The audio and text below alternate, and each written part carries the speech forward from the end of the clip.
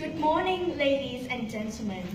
As the opposition team, first I would like to rebut to what as the government team, first I would like to rebut to what the opposition team has said. Their first argument is that they support unity. ASEAN has a principle that supports unity, but in their argument they never clearly said how. As unity is just an abstract word that ASEAN uses, they try to promote it. But do you think that when Cambodia sides with China and not the ASEAN family as a community, don't you think that is selfish? There is no unity in that. They just side with China. And also in the Rohingya refugee crisis, do you think that Myanmar not wanting to solve the problem with ASEAN and ignoring the compromising in ASEAN, don't you think they are being selfish and they are killing those people? Those are human rights. They ignore the ASEAN community by being selfish. They don't have unity, obviously, after that. So, yes. Do ASEAN need to trade with China? Actually, your POI is very irrelevant in this place. I'm starting to talk about your second argument, which that you said that my team are saying that we don't care for Cambodia. ASEAN does not care for Cambodia. How is that when Cambodia is taking sides with China? They are saying that we don't care because of the consensus. But my team are saying we should develop the consensus and make it a non-absolute consensus. I would like to compare between absolute and non-absolute consensus in my argument right now. So, as the non-absolute consensus is better because you compromise, you negotiate, and the country that does not accept right now begins to accept. It's the process of compromising. Compromising is a life skill. You need it. It's a basic necessity to get along with your community, to know how to be civilized with people. So after you compromise, you actually take action and solve the problem.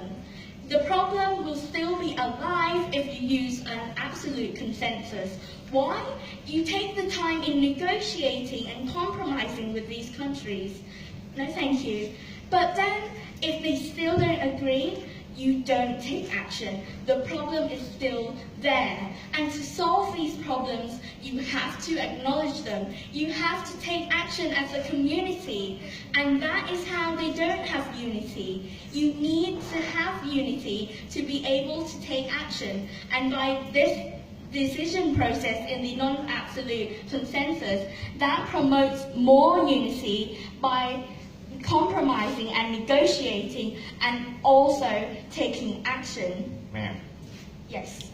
So your model of perpetually negotiating actually also promotes inaction. It doesn't actually do anything also. So why we don't see any benefits from your model whatsoever?